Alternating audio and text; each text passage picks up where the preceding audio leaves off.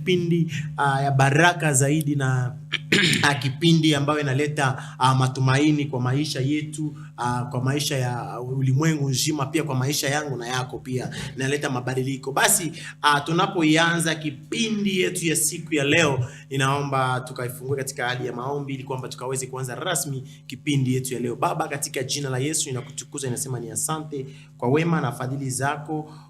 Umetuonesha siku njema, siku ya baraka, siku ya furaha ambayo hatukutarajia kuiona, lakini kwa neema yako Bwana tumeiona. Ni kwa sababu umetupenda vile tulivyo. Utukuzo upewe sifa. Yeyote ambaye anatupata siku ya leo Bwana, yeyote anayetupata mfano kupitia mtandao wa Facebook, mtandao wa YouTube channel, na pia yule ambaye anatutazama direct kwenye runinga yake televisheni pale nyumbani, tunamwombea baraka na neema yako juu ya maisha yake, katika jina la Yesu Kristo tunaomba na hata kuamini. Amen, amen, amen, amen. Karibu sana mpenzi mtazamaji, na kuambia leo ndani ya studio ni baraka. Kama vile umetoka kusikiza wimbo ambao umetoka kuimba hapo, unasema karibu Yesu anakuita, karibu mlango ni wazi, karibu Yesu anakuita, karibu. Wow, Yesu anakuita. Usife moyo wala usikate tamaa, manake Mungu ndiye anayejua kesho yako. Na leo topic yetu ya siku ya leo ni kwamba a great tomorrow is being prepared by God. Wow. What a wonderful topic. Yani kesho yako inaandaliwa na Mungu. Amen. So mwanadamu asikutishie tiendo anabeba maisha yako. Mungu tayari anakupangia mambo. Restika. Yani nasikia leo niko na furaha kulingana na hii topic. Huyu mgeni wetu leo yameni leo ameamua kuni surprise. Topic ya leo ni a great tomorrow is being prepared by God. Amen. Wacha tu. Basi utuambie unatazama ukiwa pande gani? Wewe ambao uko mahali Ukambani, uko Kitui, uko Machakos, Kitui, yes, uko Kitui, wewe ambao uko Meru, Kiambu, Nairobi, everywhere, Mombasa, Kwale. Leo tuma ujumbe wako mfupi, utuambie unatupata ukiwa wapi, kipindi yetu nakupeleka vipi, na Mungu wa mbinguni atakubariki sana. Anaitwa Chanceline Ngoi kutoka hapo maeneo ya DRC, lakini kwa sasa anaishi yupo maeneo ya Dar es Salaam. Anaishi hapo, anafanya huduma hapo Dar es Salaam kwa ajili ya utukufu wa Yesu Kristo. Na mwimbaji ambaye amebobea sana na amefanya kazi nzuri sana. Kazi zake ni nzuri kabisa ambazo ukiziangalia pale kwenye YouTube utabarikiwa sana.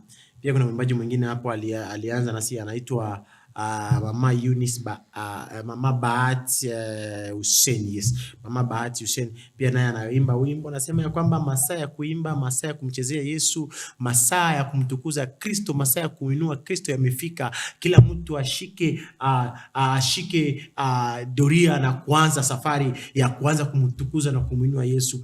Nyimbo ambazo zimetubariki sana ndani ya studio yetu ya Science TV Media Kenya, na tunashukuru Mungu wewe ambaye unatutazama. Mungu azidi kubariki na kutendea mema. Zidi kukaa hapo, stay tuned hapo kwenye mtandao wetu wa Facebook, YouTube channel, na Mungu wa mbinguni atakubariki sana. Naomba tu nipate kujua unatutazama ukiwa wapi, maeneo gani ya Kenya. Ukiwa na swali pia unaweza kauliza, na Mungu wa mbinguni atakubariki na kutendea mema.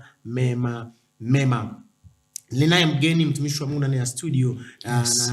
Na leo nina furaha sana kumpata mahali hapa, maana yake tumetafutana juu chini, huku na huku hatupatani, sijui shida ilikuwa nini. Lakini leo nashukuru Mungu kwa sababu yuko ndani ya studio. Yeah. Na nimefurahia sana kuwa naye mahali hapa. Ni mtumishi ambaye tumeona kazi zake, pia anafanya huduma. Mungu anamtumia kwa hali ya ajabu sana, kwa njia ya ajabu sana. Miujiza na ishara zinaonekana kwa ile Mungu anafanya ndani yake. Ni kijana mdogo, lakini mafuta ile amebeba. Wacha tu. Wacha nichukue fursa hii kumkaribisha mtumishi wa Mungu, Pastor Joshua. Yes. Pastor Joshua Kimbulungu. Yeah. Nimeshika jina. Karibu sana bro.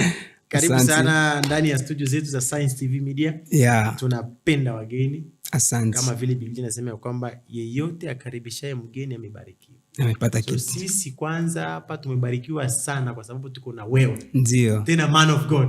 Amen. Hey! What a powerful day. Karibu sana hivi. Watazamaji wote wangetamani kujua ni nani yule ambaye yuko ndani ya studio, ametoka wapi, ni nani, nini, vitu kama hizo. Karibu. Yeah. Bwana Yesu asifiwe. Amen, amen. Na wasalimu katika jina la Yesu Kristo popote ambapo mlipo. Kwa majina naitwa Pastor Joshua Kimbulungu, kama vile mlivyosikia. Naishi Uganda, lakini kwa sasa niko hapa Kenya kwa sababu ya safari tu ya Injili.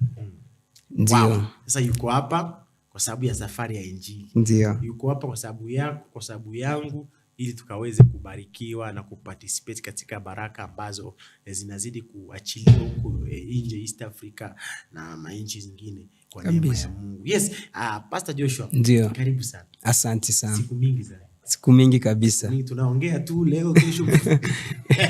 Lakini Mungu anatosha na neema inatosha. Amen. Kwa maisha yetu. Hebu tuambie kidogo, mchungaji Pastor Kibulungu. Yes. Wewe ni mchungaji. Ndio. A young person. Yes. Ambaye ni young katika huduma. Sasa tuambie, hii huduma ulianza when? Hii huduma nilianza 2014. Wow.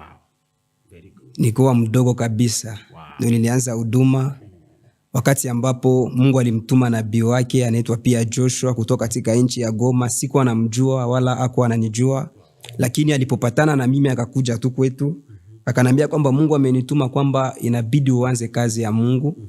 Na akanambia piga magoti nikuombee ili kwamba uanze kazi ya Mungu. Nikajiuliza, mbona Mungu atume mtu wa kutoka mbali? Babangu mwenyewe ni apostle, lakini hakutumia babangu, akatumia mtu wa mbali. Nikajua kwamba kama Mungu anataka kukufikisha mbali, lazima pia akuletee watu wa mbali. Amen. Ili kwamba Mungu akuandae. So nilianzia hapo utumishi. Nilianza nikiwa mwimbaji na kucheza vyombo kanisani. Ndio. Pastor Joshua. Hapo sasa.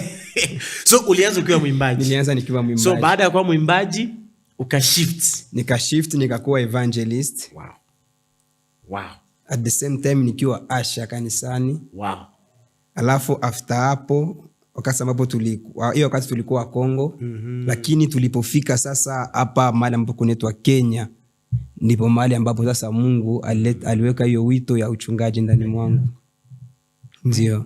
Nachunga wakubwa, nachunga wadogo kwa neema tu ya Mungu. Unajua mahali nachanganikiwa? Ndio. Ni ati wewe ni mtoto wa mchungaji. Ndio. Si ndio? Yes. Wewe ni mwimbaji. Mimi ni mwimbaji. Na sasa Mungu alileta mtu mbali, kutoka mbali, akuja Okay. Very good. Yeah. Mungu ni hiyo neema hiyo. Hallelujah. Toa mtu wa mbali. God. That's good. That's good. Yeah. Bon, haina shida. Hiyo ni baraka sana. Yenyewe umesema statement fulani, umesema hapo imenibariki kwamba Mungu akitaka kupeleka mbali anatumia watu wa mbali. Anatumia watu wa mbali. Wewe baraka kwako ndo na wewe uko mtu wa mbali. Ndio. Ndio maana uliamua kwenda Uganda. Hapana. Unajua Mungu kuna vitu ambazo kabla zitokee kwa maisha yako. Yes. Mungu anakuangalisha kuandaa. Very good. Unajua Mungu alijua kwamba Musa atafika mbele ya bahari ya Shamu. Yes. Na itabidi Musa apasue bahari ya Shamu. Sasa kabla Musa afike mbele ya bahari ya Shamu, lazima kwanza wakati ambapo atakuwa amezaliwa, achukuliwe na mama yake awekwe ndani ya bahari ili kwamba kumulinda. Ili kwamba atakapofika mbele ya bahari ya Shamu, hatashituka maji kwa sababu maji alikuwa ameishi tokea akiwa mdogo. Oh my God. That is a powerful revelation. Nimeshika kitu Yesu Kristo. Unajua Yesu Kristo, yani destiny yake ama gisi ambavyo atakufia ulimwengu ilikuwa imeshajulikana. Na ilikuwa imetabiriwa na manabii wengi. Lakini kwa sababu Yesu afikia hapo, Mungu akajua kitu moja ya kwamba akiona mawe na misumari anaweza ogopa. Ikabidi Yesu asizaliwe katika nyumba ya mtu mwingine, lakini azaliwe katika nyumba ya muranda mbao, mahali ambapo ataona misumari kila siku, ili kwamba wakati ambapo atafika pale kwa msalaba, anajua kwamba msalaba imetengenezwa na nini? Msalaba imetengenezwa na mbao na misumari. Kwa hivyo hawezi ogopa, kwa maana anajua kwamba hizi ni vitu za mwetu. Kuna jaribu ingine ya kwamba hata kama ukifikia grandeur ambayo unaweza kufikia, ukubwa ambayo Mungu anaweza kupeleka, anakuangalisha kuandaa.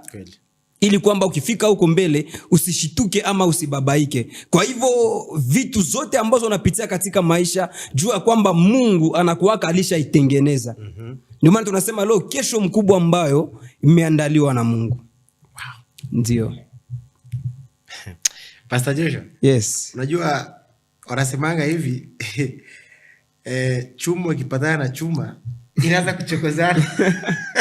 Because vile unaongea unazidi kuweka ukali.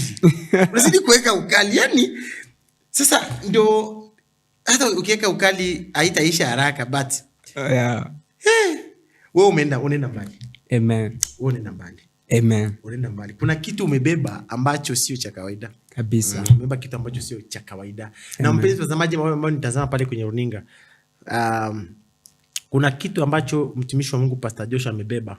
Ukiwa makini vile unavyotazama, kuna kitu utaondoka nacho kwenye runinga yako. Amen. Na maisha yako hayatakuwa jinsi yalivyo. Ukiamini. Kumbuka maneno ya imani, maneno ya Biblia ni imani. Ukiamini kile unachokisikia na ukifanyia kazi, hautababaika.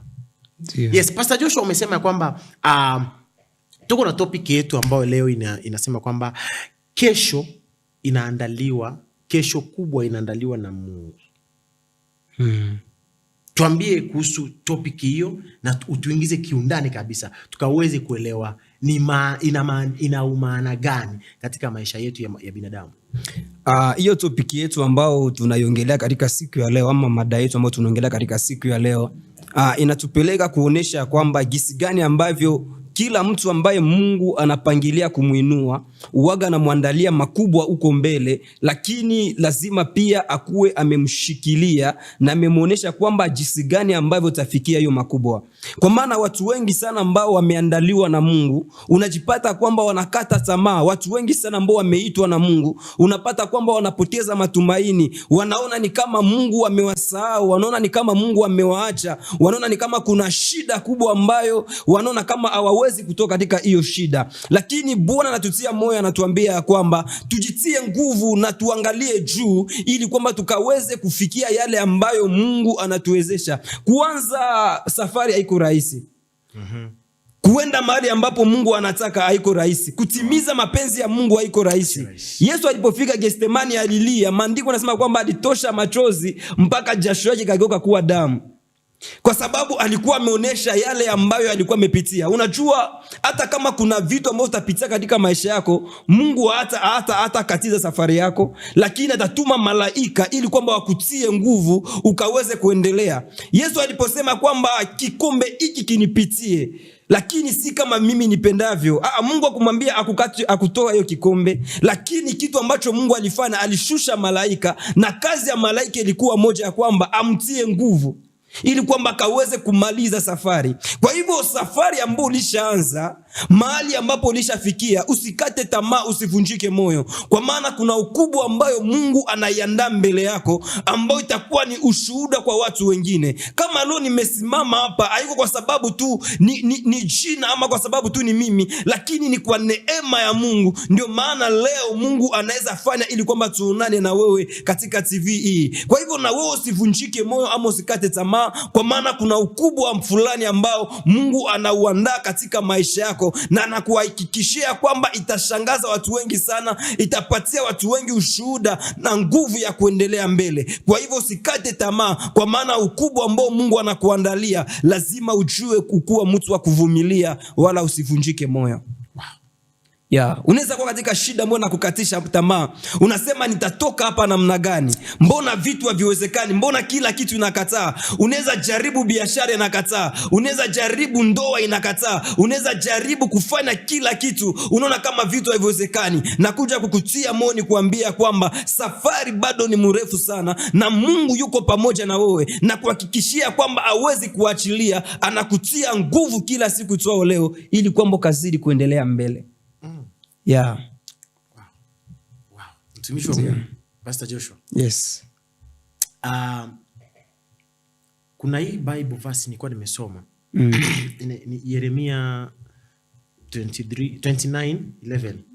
Maana nayajua mawazo ninayowazia juu yenu. Ndio. Asema Bwana wa majeshi.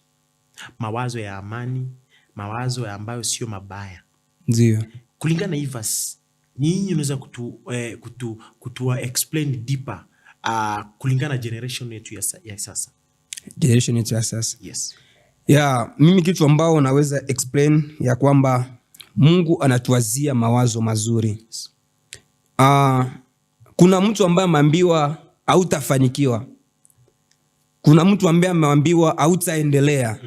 Kuna mtu ambaye ameambiwa hautawahi maliza hiyo masomo yako. Kuna mtu ambaye ameambiwa kwamba hautaishi katika ndoa ambayo iko na furaha. Lakini Mungu ndio iko anatuambia ati ya kwamba mawazo ambao anatuwazia sisi ni mawazo mazuri na ni mawazo mema kwa ajili ya maisha yetu. Yaani mwanadamu ambaye ni udongo kama wewe asikutishie maisha akisema kwamba anajua hatima ya maisha yako. Lakini Mungu anasema ya kwamba anatuwazia mawazo mazuri. Mahali ambapo akili zetu zinafika mwisho, tunaona ya kwamba tunachanganikiwa kabisa, tunaona ya kwamba hapa hatuwezi toboa. Lakini Mungu anasema ya kwamba anatuandalia mawazo mema na mawazo yake ni mazuri kila siku juu ya maisha yetu. Wow. Angalia, ingekuwa tunalipianga bills ya pumzi, tunalipianga bills ya maji ya kutumia kwa nyumba, tunalipa kila kitu ili kwamba tutumie. Sasa ingekuwa tunalipia pia pumzi ambao tunapumua siku ya leo, tungekuwa wapi? Kwa hivyo Mungu anatuwazia mawazo mazuri kwa maisha yetu, ndio maana bado tunazidi kuishi. Mtu asikukatishe tamaa ama jambo yote ambao unapitia isikufanye ili kwamba urudi nyuma ama uache kumfuata Yesu. Zidi kuendelea mbele katika kila kitu ambacho unakipitia. Jua ya kwamba Mungu yuko pamoja na wewe. Wow. Ndio.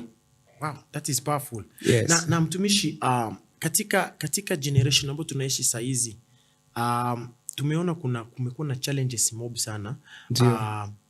Kuna wanarika. Wanarika wanahitaji kumtumikia Mungu. Je, katika kumtumikia Mungu, kwa sababu kuna wale wengine wao wanatumikia Mungu wakiwa na matarajio fulani. Wakiwa wanatarajia kwamba nikitumikia Mungu nataka niingie nikuwe kama Pastor Joshua. Kwa sababu Pastor Joshua nimeona kwa TV na mimi nikuje tu kama Pastor Joshua. Nini tunaweza waambia? Je, wanaweza kuingia kulingana na vile mtu, muonekano wa mtu, ama kuingia kwa huduma kulingana na vile Mungu mwenyewe anataka? Kila kitu iko na process yake. Na kila kitu ambacho utakifanya iko na gharama yake. Hakuna kitu ambacho unaweza kupata bure. Kila kitu lazima utagharamika. Usitamani revelation ya mtu na haujajua mwanzo yake ilikuwa wapi. Kuna watu wengine ambao wamesumbuka kuomba, kuna watu wengine ambao wamesumbuka kwenda mlimani. Kwa hivyo lazima ujue kwamba kuna sacrifice ambayo utaitoa ili kwamba Mungu akaweze kukufikisha mahali fulani. Kuna watu wengi ambao walikuwa naomba lakini sasa hawaombi tena. Kuna watu wengine ambao walikuwa na bidii ya kumtafuta Mungu lakini hawamtafuti Mungu tena. Jua ya kwamba kitu ambao shetani anahitaji katika maisha yako ni kukufa tu moyo. Kama Mungu anakuita, Mungu akuitangi alafu anakuacha mahali pamoja. Mungu akikuita inamaanisha kwamba kuna mahali ambapo anakupeleka na kuna kazi ambayo Mungu anakuandalia. Kitu ya kwanza ni kujua hiyo kole ambayo Mungu ameiweka katika maisha yako, na usiache iharibike hivyo. Usiache ilale hivyo. Lazima ujitume, lazima ukuwe mtu ambaye unapambania ndoto zako, unapambania maono yako ambayo Mungu amekupatia. Kuwa mtu ambaye uko shujaa. Watu wengi sana wamevunjika moyo. Kufika mahali sio rahisi, lakini lazima tujue ya kwamba kuna hiyo nguvu ambayo tutatumia ili kwamba tufike hapo. Wow. Mpenzi mtazamaji, unaweza kuuliza swali lolote ambayo mtumishi wa Mungu atauliza tu, atajibu kwa neema yake Kristo. Lakini zaidi ya yote wacha tukubariki na wimbo, na baada ya wimbo tutakuja tu na tukuambie mambo mengi zaidi, kwa sababu hii topic ina uzito fulani, imebeba neema fulani ambao ukielewa katika ulimwengu wa kiroho kuna mambo yanaweza yakafunguka katika maisha yako, ambapo ukielewa vizuri katika hali ya kiroho kuna mambo ambayo unaweza ukafunuliwa haraka iwezekana, kwa sababu ni kitu ambacho Mungu alificha mwanadamu bila kujua. Wengine wetu tunakuwa tunaamini ya kwamba mwanadamu ndiye peke yake ana neno la mwisho katika maisha yetu. Tunakuwa tukiamini ya kwamba kuna mtu fulani ambaye ndiye ananipangia, akinipatia ama kiwango fulani cha fedha, ninaweza nikaendelea kimaisha. Lakini siri ni kwamba anaweza kukupatia lakini isikusaidie. Lakini Mungu akikuahidia kitu cha kukupatia, anaweza akabadilisha kesho yako kwa dakika, ukiamini kulingana na maandiko. Maana maandiko yanasema ya kwamba kesho haimaanishi kwamba ni masaa 24 tu zijazo. Lakini Mungu anaweza akayefanya sekunde maisha yako yanabadilika, na unakuwa na testimony ambayo hauko na tarajia. So mwanadamu yeyote asikuvunje moyo na kukatisha tamaa kana kwamba umefika mwisho. Mtumishi wa Mungu Joshua amesema ya kwamba mtu anaweza akasema ya kwamba maisha yako, sijui shule yako, sijui nini yako iko kwangu.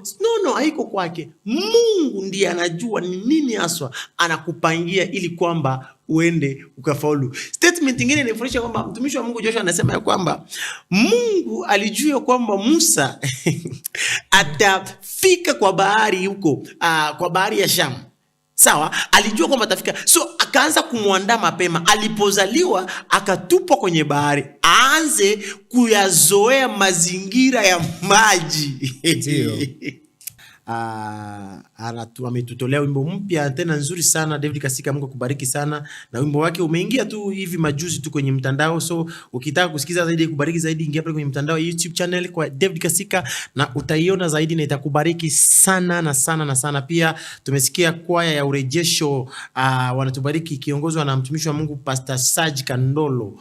Mungu akubariki sana my friend, my good friend Kandolo. Tumetoka mbali sana. So utawapata pale kwenye mtandao wa YouTube channel, na Mungu wa mbinguni atakubariki sana. Tunaendelea na topic yetu ya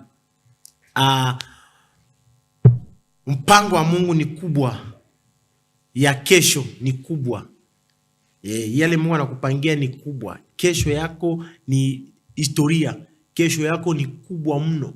Mungu ndiye anayajua. Mungu ndiye anapanga. Mungu ndiye anatengeneza njia yako wewe kukua mtu mkubwa, yako wewe kufanikiwa, yako wewe kuendelea, yako wewe kuinuliwa. Mungu ndiye anapanga.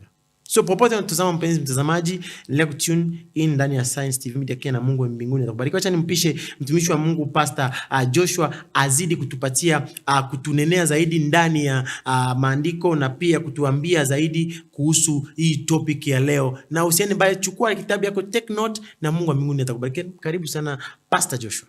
Asante sana, asante kwa fursa hii tena. Yes. Ni mara pili ambapo tumerudi mahali hapa. Yes. Na tunaamini kwamba Mungu atakuwa pamoja na sisi. Wacha tukasome katika kitabu cha Samueli wa kwanza sura 16 mstari wake wa 12 mpaka 13. Maandiko inasema hivi: basi akatuma mtu, naye akamleta kwao, naye alikuwa mwekundu, mwenye macho mazuri, na umbo lake lilikuwa la kupendeza. Bwana akasema, ondoka umtie mafuta, maana huyu ndiye. Ndipo Samueli akaitoa pembe yake yenye mafuta, akamtia mafuta kati ya ndugu zake, na roho ya Bwana ikamjia Daudi kwa nguvu tangu siku ile. Basi Samueli akaondoka akaenda zake Rama. Amen. Bwana Yesu asifiwe, jina la Bwana libarikiwe. Iye ni neno la Bwana ambao tulikuwa nasoma, na maandiko ndio inasema vizuri ya kwamba kulikuwa na mtumishi wa Mungu ambaye alikuwa anaitwa Samueli, na ilifika wakati ambapo Daudi alikuwa amekosea, na wakati ambapo Daudi alipokuwa amekosea, Bwana Mungu akamwambia Samueli ya kwamba utalilia wana Daudi mpaka lini? Nenda katika nyumba ya Yese, kwa maana hapo ndani kuna mtu ambaye nimemchagua kumchagua. Na wakati ambapo Samueli alienda katika nyumba ya Yese akaleta vijana wake ambao walikuwa masujaa, lakini Mungu akamwambia Samueli, hapana, mimi siangalie kimo ya mtu ama siangalie sura ya mtu, bali natazama roho ya mtu. Na kuna wakati ambapo Yese alileta kila mtu, na Samueli akauliza Yese ya kwamba hawa wote ndio watoto wako? Lakini Yese akasema kwamba kuna mmoja ambaye amebaki na alikuwa katika pori. Na huyo Daudi alipoletwa, Mungu akamwambia Samueli ya kwamba huyu ndiye ambaye utakayempaka mafuta. Daudi alikuwa anafanya kazi ya kuchunga kondoo za baba yake. Can you imagine, mtoto mdogo katika watoto wote ndiye alikuwa anafanya kazi ya kuchunga kondoo? Kwa nini hao watu wakubwa wasifanye kazi? Kwa nini wale asiandike mtu mwingine ili kwamba afanye kazi? Lakini maandiko yanasema ya kwamba Daudi alikuwa mchungaji wa kondoo. Haijalishi mahali ambapo watu wamekuweka chini, lakini kama Mungu yuko na maagano na wewe, na kama Mungu yuko na mpango na wewe, lazima atakutoa mahali ambapo wanadamu walikuwekwa. Maana wazazi wako wanaweza kusahau, ndugu zako wanaweza kusahau, watu wanaweza kukimbia, wanasema kwamba huyu acha abakie hapa. Lakini hata kama watu wakikuweka chini, kumbuka ya kwamba wewe ni kama mbegu. Hata kama ukitupwa mahali fulani, kama tu ukipatana na harufu ya maji, lazima utaota tena. Na Daudi alikuwa amefikiria labda hii ndio itakuwa maisha yangu, lakini hajajua kama unachunga kondoo, kuna yale ambao Mungu amekuandalia. Utaweza kuchunga taifa la Israeli. Can you imagine, kutoka katika kuchunga kondoo na kukuwa mfalme wa Israeli? Mungu akatuma Samueli, na alipotuma Samueli akatuma akiwa na mafuta, na akamwambia kwamba huyu ndiye ninayemchagua. Na alipoweka mafuta ndani juu ya kichwa cha Daudi, maandiko yanasema kwamba akajazwa na roho wa Bwana. Bwana Yesu Kristo asifiwe. Amen. Kutoka kuwa mchungaji wa kondoo kufanyika kuwa mfalme wa Israeli. Kumbuka kwamba wakati ambapo Samueli anakuja kuweka Daudi kupaka mafuta kuwa mfalme wa Israeli, achamwambia ya kwamba atapigana na Goliati, achamwambia kwamba atapigana na Wafilisti. Unajua kama Mungu amekuchagua, anakuoneshanga destiny yako, lakini akuoneshangi kile utapitia. Unaweza pitia magumu, unaweza pitia magonjwa, unaweza pitia shida, unaona ya kwamba Mungu amekuacha, lakini kumbe Mungu yuko pamoja na wewe, na anakutakia mema, na anakuwazia mema, hata kama unaweza pitia magumu ambayo yanakukatisha tamaa. Sauli alikuwa anafanya mtu yoyote ambaye amepingana na yeye lazima muue, iwe ni nabii, iwe ni mtu fulani. Kwa maana hata Samueli alikuwa ameogopa kuenda kupaka Daudi mafuta, kwa maana aliambia Bwana ya kwamba Sauli akisikia atanikata kichwa. Lakini Mungu akamwambia kwamba achana na Sauli, kwa maana nimeshamchagua mtu mwingine, mtu ambaye amechaguliwa na Mungu. Hata kama utapitia shida namna gani, jua ya kwamba Mungu pia yeye atakuwa nawe katika hiyo shida. Unaweza pitia magonjwa, nafikiria kwamba hii ndio mwisho wangu, sitaona tena mwanga wa kesho, lakini Mungu iko nasema ya kwamba utaishi tena. Japokuwa wadaktari wanaweza sema kwamba unafika mwisho, lakini Mungu bado hajakufikisha mwisho. Kuna safari nyingine ambayo lazima utaendelea pamoja na Mungu. Kuna safari nyingine ambayo lazima Mungu atakuwa pamoja na wewe, na atakuonekania na atakupigania. Kitu cha kufanya ni kuambia Mungu nitie nguvu.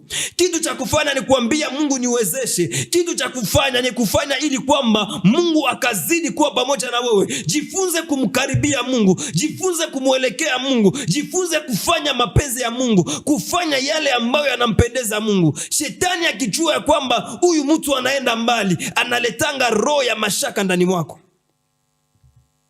Kwa maana Yesu anatembea juu ya maji.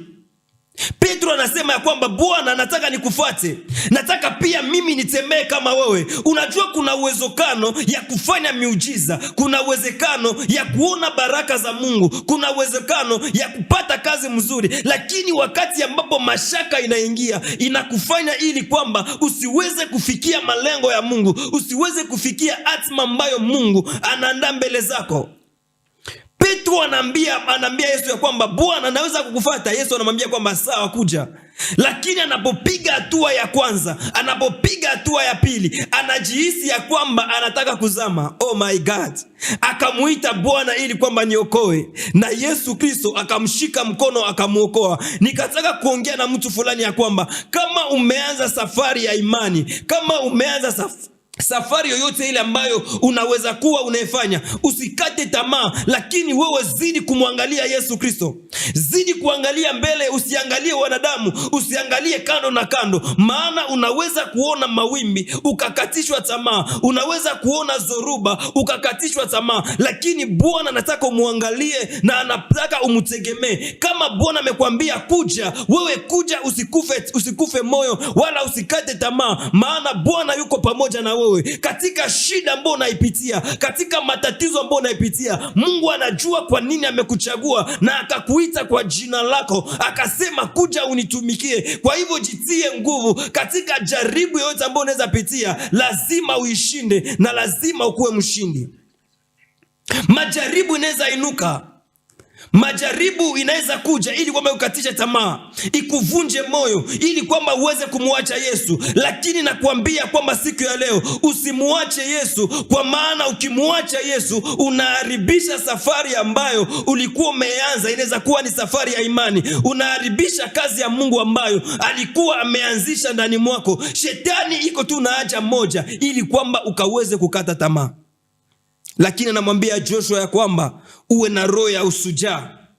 Alijua ya kwamba Joshua anaweza kufikisha wana wa Israeli Kanani. Akamwambia kuwa na roho ya ushujaa. Acha uoga, acha kuogopa, acha kukuwa na mashaka. Kama Mungu anakuandalia kesho mkubwa, ujue kwamba shetani anapigaka wale ambao ni watu wa Mungu. Jua kwamba shetani analetaka zoruba kwa wale ambao ni watoto wa Mungu, ili kwamba wasifikie yale ambayo Mungu amewaandalia. Lakini nakutabiria siku ya leo ya kwamba kama kuna kitu ambacho Mungu ameandaa katika maisha yako, kama kuna jambo ambayo Mungu anapanga kutenda katika maisha yako, utaifikia katika jina la Yesu Kristo mwa Nazareti. Unajua madaktari wanaweza kuita tasa, lakini nakuambia kwamba leo utakuwa mama watoto. Unajua wanaweza sema ya kwamba hautaamuka katika hiyo kitanda, hiyo magonjwa itakuua, hiyo kisukari itakumaliza, lakini nakutabiria afya katika mifupa yako. Wacha leo Mungu akaweze kuinua na uendelee na safari mahali ambapo unafikiria umefika mwisho, bado haujafika mwisho, kwa maana Mungu anakuandalia yaliyo mema. Maisha yako haitakuwa ya kulialia, maisha yako haitakuwa ya kusumbuka, maisha yako haitakuwa ya kuonewa. Kuna yale ambayo Mungu anaandaa kwa sababu yako. Usikufe moyo wala usikate tamaa kwa sababu ya yale ambayo unapitia, kwa maana kesho yako ni mkubwa ambao unaandaliwa na Mungu. Daudi angelikufa moyo kwa sababu anapatana na Goliati mbele yake, safari yake ingeishia hapo, labda angeuliwa na huyu mtu ambaye anaitwa Goliati. Lakini akasema ya kwamba hivi vita ambavyo navipigana, vita haiko vyangu, lakini vita ni vya Bwana. Huyu Goliati ambaye anasimama mbele yangu siku ya leo, lazima nikipigana peke yangu atanishinda, lakini nikiingiza Bwana katika vita yangu, lazima nitakuwa mshindi. Watu wengi wanaitwa na Mungu, watu wengi wanatembea na Mungu, lakini wanashindwa kwa sababu wanashindwa kuweka Mungu katika vita vyao. Adui anaweza kuja ili kwamba kupiganishe, adui anaweza kuja ili kwamba akuvunje moyo, adui anaweza kuja ili kwamba kukatishe tamaa, lakini usikuwe mtu ambaye unavunjika moyo haraka, usikuwe mtu ambaye unakata tamaa haraka, usikuwe mtu wa hasira haraka, usijipiganie wewe peke, lakini acha Mungu aingie katika vita yako na kuhakikishia ya kwamba utakuwa mshindi. Kama Mungu yuko pamoja na wewe, lazima tutashinda tu. Ndio maana maandiko yanasema katika kitabu cha Kutoka ya kwamba ambia wana wa Israeli ya kwamba wanyamaze kimya, kwa maana mimi Mungu nitawapigania. Kwa hivyo vita haiko yetu, lakini vita ni ya Bwana. Na kama Bwana atatupigania na kuhakikishia kwamba tutakuwa washindi, hakuna vita ambayo Mungu ameshindwa. Kama Mungu anaingilia hiyo vita yako, kama Mungu anaingilia hiyo probleme yako na kuhakikishia kwamba lazima utakuwa mshindi. Wale ambao wanashindwa ni wale ambao wanashindwa kwa wapi ambao wataelekea. magonjwa imekulemewa, shida na kulemea, unajiuliza ya kwamba kile ambacho Mungu aliniahidi kitatokea kweli? Lakini nakuambia kwamba lazima kitatokea, na Mungu yuko na mpango mzuri na wewe. Usikate tamaa wala usipoteze matumaini. Usione ya kwamba Mungu amekuacha, usione ya kwamba Mungu amekutupa. Wewe ni Daudi ambaye umepakwa mafuta ili kwamba kuongoza wana wa Israeli. Wewe ni Daudi ambaye umepakwa mafuta ili kwamba kukuwa mfalme. Shida ambayo naweza pitia isikufanye kukata tamaa, isikufanye kuvunjika moyo, isikufanye ili kwamba ukasahau Mungu alikutoa wapi. Jua ya kwamba mahali ambapo Mungu alikutoa ni mahali ambapo yeye mwenyewe anajua mahali ambapo anakupeleka. Na ukikata tamaa njiani, unakuwa mtu ambaye unapoteza matumaini kabisa. Unakuwa mtu ambaye unaanza kufikiria, mbona niliokoka? Mbona nilianza wokovu? Ningejua ningerudi katika pombe. Hapana, usirudi katika dhambi, lakini kuwa mtu ambaye unajua kumwamini Yesu. Unajua kitu ambacho shetani anataka ni kitu moja, ili kwamba tuache kumwamini Yesu, tuanze kumwamini yeye. Japokuwa katika jangwa alimchukua Yesu Kristo akaanza kumjaribu, na lengo lake ni moja tu, ili kwamba Yesu Kristo aanze kumwabudu. Anamwambia kwamba chukua hii mawe uigeuze iwe mkate. Yesu Kristo akajua kitu moja ya kwamba nikigeuza hii mawe kuwa mkate naweza patia shetani akaikula na kamaliza, lakini kama niko na mawe nikipiga shetani anaweza kimbia. Kwa hivyo kwa vitu vyako vyote usibadilishe maombi, usiache kuomba kwa sababu shetani anakuja kukujaribia. Kuwa mtu wa maombi ambao utaomba usiku na mchana ili kwamba ukaweze kuona mkono wa Mungu katika maisha yako. Mungu anatumia msaada wale ambao wanamuita. Mungu anaokoa wale ambao wanaliita jina lake. Usiache kuenda kanisani, usiache kumtafuta Mungu. Japokuwa kama shida inaweza ongezeka, wewe pia ongeza dozi ya maombi. Kama problem inaweza ongezeka, wewe pia ongeza nguvu ya maombi. Kama watu wanaweza kutenga, wewe jitahidi kwamba uweze kumkaribia Bwana na kuamini na kuahidi kwamba maisha yako haitabakia jinsi ilivyo, lakini Mungu atabadilisha maisha yako. Kwa wale ambao wanakata tamaa, kwa wale ambao wanavunjika moyo, kwa wale ambao wanaona kwamba nimefika mwisho kabisa, hapa ndio akili yangu imefika mwisho. Kumbe Mungu naye anangojea wakati ambapo akili yako inafika mwisho, ndipo sasa pia yeye aanze kutenda maajabu katika maisha yako. Mungu anachukia mtu ambaye anamtegemea mwanadamu. Mungu anamchukia mtu ambaye anafanya mwanadamu kuwa kinga lake. Lakini ukianza kumtegemea Mungu, maandiko yanasema kwamba ni kama mlima Sayuni ambao hautatikisika kamwe. Hata kama dhoruba ikikuja namna gani hautatikisika. Na kuombea ili kwamba usitikisike, na kuombea ili kwamba Mungu akaweze kukutia nguvu mahali ambapo unahisi kukata tamaa. Ndugu yangu, usikate tamaa. Umelemewa na maisha, umeona kwamba vitu vinafika mwisho kabisa, unasema msaada wangu itatoka wapi? Lakini nakuja kukwambia kwamba kuna msaada wa karibu ambaye ni Yesu Kristo. Nakwambia kwamba grandeur yako ambayo Mungu anakuandalia itakuwa mkubwa sana.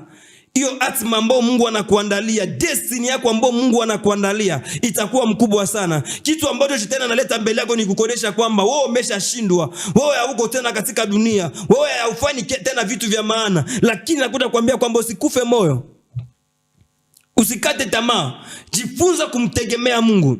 Usicheze na mtu wa maombi, usicheze na mtu ambaye anamtegemea Mungu. Unaweza mcheka leo, lakini kesho utamheshimu. Natangaza heshima juu ya maisha yako. Wacha Mungu aheshimishe maisha yako siku ya leo. Wacha Mungu akakupatie ushuhuda. Wacha Mungu akatende jambo mpaka wakati ambapo watu wataona, watashangaa. Wacha Mungu abadilishe situation yako. Mahali ambapo ulikuwa umelemewa, unahisi ya kwamba umekanyagiwa, unahisi ya kwamba umefika chini kabisa, wacha Mungu akutoe hapo. Daudi iko katika shamba, anachunga kondoo za baba yake. Dubu anakuja, anaua hiyo dubu. Simba ikikuja, anaua hiyo simba. Kumbe akafikiria ndio mwisho, atakuwa tu napigana na wanyama. Kumbe Mungu alikuwa anainua Mfilisti fulani ili kwamba ainuke atusi Israeli, na wakati ambapo Daudi atampiga, na ndipo wakati ambapo jina lake litajulikana. Sikiliza nikuambie, usikate tamaa, usivunjike moyo, haujafika mwisho kabisa. Wakati ambapo probleme zinaongezeka, jua pia Mungu naye iko naandaa kitu kizuri mbele yako. Ukikufa moyo, ukikata tamaa, unaharibisha plani ya Mungu. Mungu yuko na plani mzuri juu ya maisha yako, na kuambia kwamba huyo mume ambao unamtafuta Mungu atamleta kwako, lakini usichoke kuomba. Hiyo biashara ambayo unataka kuanzisha, unaona ya kwamba imefika mwisho, na kuambia kwamba usikate tamaa, bali Mungu yuko na mpango mzuri na wewe. Anataka wale ambao wanamwamini. Anataka wale ambao wanamtafuta katika roho na kweli. Anataka wale ambao wanajua kuliita jina lake. Liite jina la Bwana na wewe utaokolewa. Liite jina la Bwana, utaliona mkono wa Mungu. Wale ambao waliokolewa hawajampatia Mungu kitu, pia wao wamemuita tu Bwana. Ni free. Kumuita Bwana ni bure. Hakuna ofisi ambayo utaenda kutoa hongo. Hakuna ofisi ambayo utaenda kupeana pesa ili kwamba uanze kuomba. Piga magoti katika nyumba yako, piga magoti ukiwa mlimani, piga magoti ukiwa kazini, enda kuliita jina la Bwana. Ambia Bwana, katika hii shida ambayo unapitia, najua ya kwamba wewe unaokoa, najua ya kwamba wewe unaponya, najua ya kwamba wewe unafariji, wewe unabariki. Unajua, jiumbie roho ya imani. Ukikosa imani ndani yako, kuna vitu vingine ambavyo hawezi vipokea vya Roho Mtakatifu. Usikate tamaa hata kidogo. Hiyo roho ya mashaka ambayo inakuingia, hiyo roho ya mashaka ambayo unasema nitafaulu kweli? Je, nitafika katika mwaka ambao unakuja? Hapana. Jua ya kwamba kila kitu ambacho umekiweka mbele za Bwana, umekitanguliza mbele za Bwana, lazima Bwana atayafanya kuwa vizuri, na atafanya ili kwamba kaweze kutimia. Kwa hivyo acha kukata tamaa, acha kuvunjika moyo, acha kuona kama Mungu amekuacha, acha kuona kama Mungu amekutupa. Mungu yuko pamoja na wewe, na amenituma siku ya leo nikuje nikuambia kwamba kesho yako itakuwa kubwa kuliko leo unavyoiona. Labda inaweza kuwa ya kwamba unajihisi kwamba mahali ambapo huko hauko vizuri, hali sio nzuri, unasema nitatoka hapa namna gani? Na kuja kuambia kwamba Mungu atakutoa katika hiyo hali, na atakupatia ushuhuda mpaka watu watashangaa. Watu walikuwa alikuwa tu hivi, hakukuwa anajua kuomba, lakini wakati ambapo Mungu alileta Penina kwa maisha ya Hana, ndipo wakati ambapo Hana alijua kwamba naweza enda Shilo ili kwamba niende kumuita Bwana. Maandiko nasema kwamba majaribu yaimiza msafiri mwendo. Wakati ambapo Mungu anainua majaribu, wakati fulani anakuweka katika jangwa ili kwamba ukaweze kuomba. Labda anakujaribu tu kidogo, aone jinsi gani ambavyo tainua level ya maombi. Kama unaamuka usiku, omba. Kama unaamuka asubuhi, omba. Kama unaamuka unaenda kazini jioni, omba, ili kwamba Mungu akaweze kuwa pamoja na wewe. Shida yetu sisi ni kukata tamaa. Shida yetu sisi ni kuvunjika moyo. Japokuwa wachawi ambao wanaroga maisha yetu hawakufangi moyo. Shida ya Wakristo wengi ni kusahau kuomba, ni kusahau kusoma neno la Mungu, ni kufikiria kwamba nilikesha jana, leo sitaomba tena. Hapana. Endelea na maombi.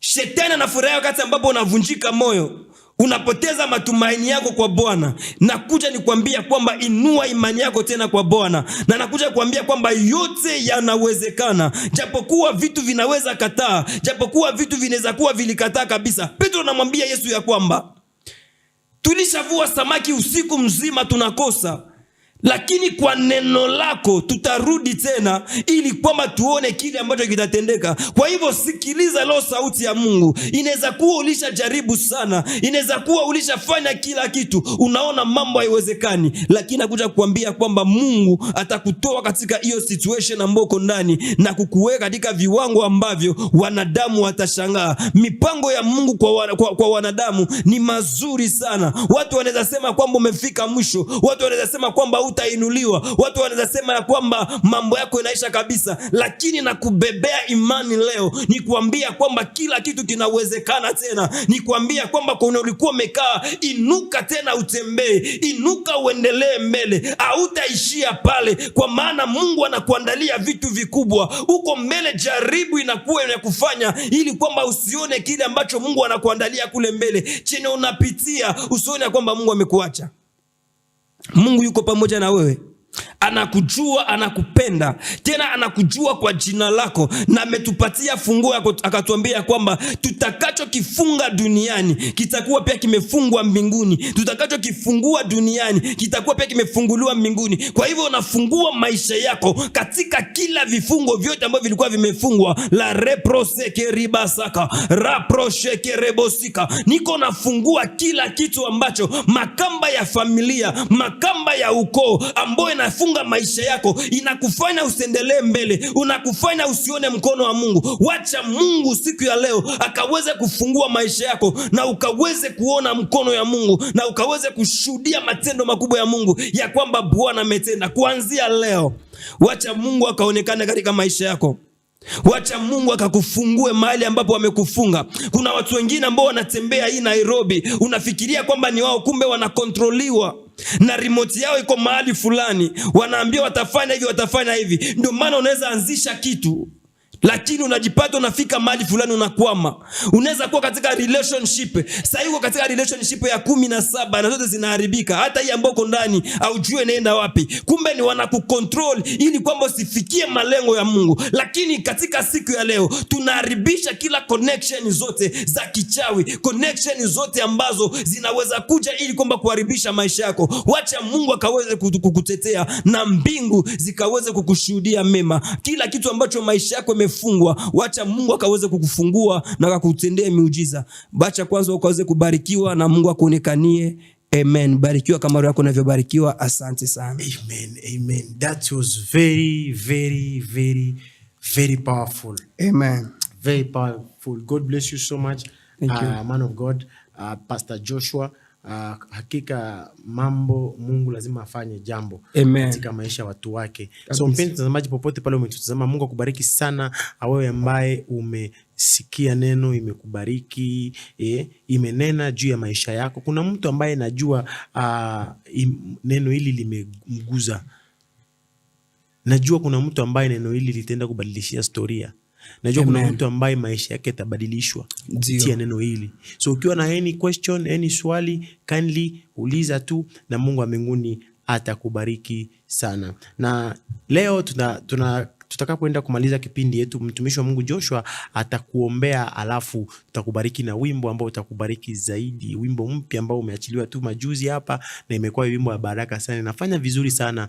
Imetoka mashariki mwa DRC hapo Kongo, na itakuwa ni baraka sana. Mtumishi wa Mungu, naomba ukaweze kuombea watu wa Mungu wale wanatazama.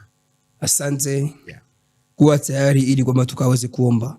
Jehova, tuko mbele zako katika siku ya leo, tunasema asante Bwana kwa neema na fadhili zako, ya kwamba wewe ni Mungu usiyeshindwa na kitu.